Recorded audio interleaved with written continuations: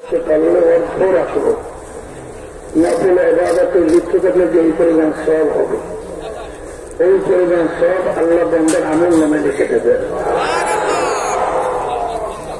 অনুরূপভাবে ফজরের নামাজ জামাত সহকারে আদায় করলে বাকি অর্ধরাত্র নকল ইবাদতের সব আল্লাহ আমল নামে লিখে দেয়।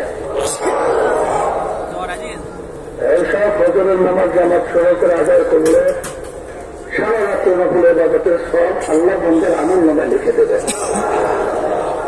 আল্লাহ আমাদেরকে তাওফিক দান করছেন।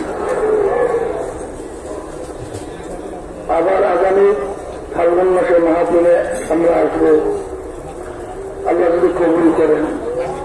বহু দূরের কথা, আমরা চরমনাইতে আসছিলাম কেন, কে নিয়ে রওনা করলাম? সবসময় মনে রাখা লাগবে তরিকার মূল উদ্দেশ্য দুইটা, হিম্মত বলন্দ করা, খুলুসিয়াত ভিতরে পয়দা করা। হিম্মত বলন্দ কাকে বলে?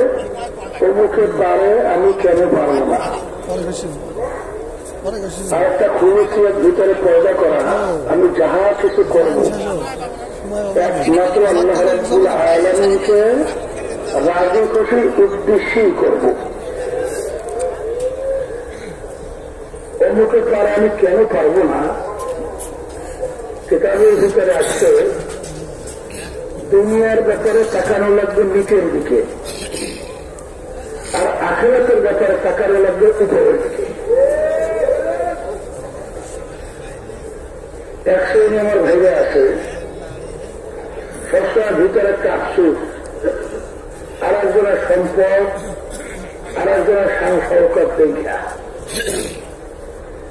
অনেক সময় দেখা যায় যে ওর 5 তলা বিল্ডিং, আমি থাকি পাতার ঘরে, টিনের ঘরে।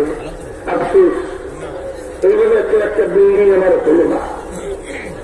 এই আফসোস করলে 5 তলা বিল্ডিং হয়ে যাবে, বরঞ্চ ভিতরে কষ্ট বাড়বে, ঠিক না? তাহলে আমরা কি করা লাগছে? যে 5 তলা বিল্ডিং আমার টিনের ঘর অথবা পাতার ঘর। 100 মানুষ দেখবেন তাদের ঘর বাড়িই নেই। ঢাকার গেলে দেখবেন আইল্যান্ডের মধ্যে এরা রাত্র দিন সেখানে কাটাইতেছে, রৌদ্র বৃষ্টি বর্ষা। তার দিকে তাকাইলেই তো আপনার মনে এক নাম প্রশান্তি আসবে। আল্লাহ, তুমি তো এই বন্দারকে আমাকে অনেক ভালো লাগছে। তাহলে দেহের ভিতরে শান্তি বাড়বে কি পারবে না? তাহলে দুনিয়ার ব্যাপারে টাকার হবে কোন দিকে? কেন নিচের দিকে। আখিরাতের ব্যাপারে,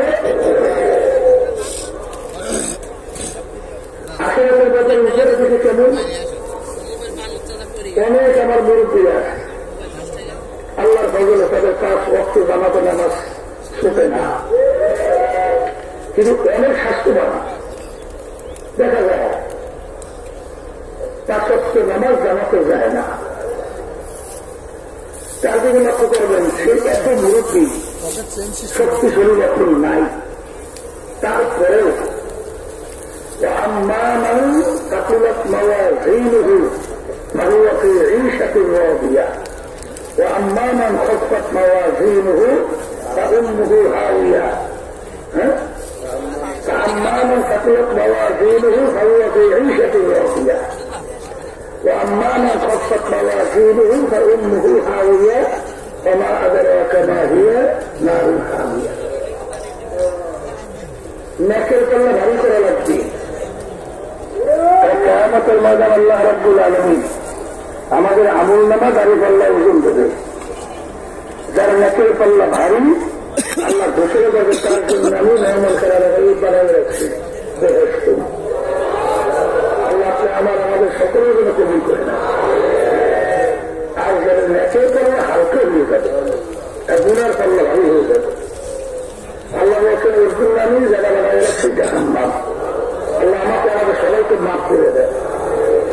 নেচের পাল্লা কি করা লাগবে? ওই মুরব্বী শরীরে তেমন শক্তি নেই, সে যদি 5 ওয়াক্ত নামাজ জামাতে পড়তে পারে, আমি কেন পারবো না? হালকা তালিম ছাড়ে না, দুর্বল, কিন্তু আমি তো কাছে অনেক সবল। সে যদি না থাকতে পারে আমি কেন ছাড়বো, আমি কেন ভাববো না? অনেক যুগে আল্লাহর ফজলে করবে আমাদের বহু দেখছি যে আল্লাহ আমাদের মনে হয় খাস একজন আল্লাহ মনে হয়ে গেছে, এই জন্য করছে।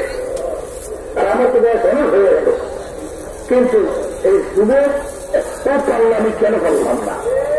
হিম্মত পুলিশের ভিতরে করে না, যা কিছু করবো কারাগারে জন্য আল্লাহ কাছে খুশি করবে। কারণ আল্লাহ রাব্বুল আলামিন কোরআনুল কারীমে কি বলছেন? ফাওয়াইলুল মুসাল্লিন, মুসল্লির জন্যই জাহান্নাম। নামাজি নামাজি এর অর্থ কি? আল্লাযীনা হুম ইউরাউন ওয়া ইয়ামনাউন আল মাউত, যারা মানুষকে দেখাবার জন্য নামাজ পড়বে, মানুষকে দেখাবার জন্য অন্যান্য কাজ করবে। মানুষ যখন দেখে এটাকে রিয়া বলা হয়, তখনকার ইবাদতটা কত সুন্দর হয়। আবার অনেক সময় দেখা যায় গোপনে নামাজ পড়ে, তখন ঠিক মতো কাজ কেউ আদায় করে না। কি করছে? বড় ভোকাবাস, এটা ঠিক না? আবার আব্বাস রহমতুল্লাহ বলতেন, আসলে যে মুমিন হবে তার তো বাহ্যিক আমল হচ্ছে যখনই আমল আরো সুন্দর হবে, ঠিক না? যখন মানুষ শোনে তখন এত সুন্দর হবে চাইনা চাইনা মাখাস ইচ্ছার জন্য ভাঙিয়ে দেওয়ার মুখ্য, ঠিক না? কলকলা করে তুমি না জন্য ভাঙিয়ে যাবে। আর এখানে যে 3 চাইলে শেষ করে না, মানুষ চলতে আছে, ঠিক না?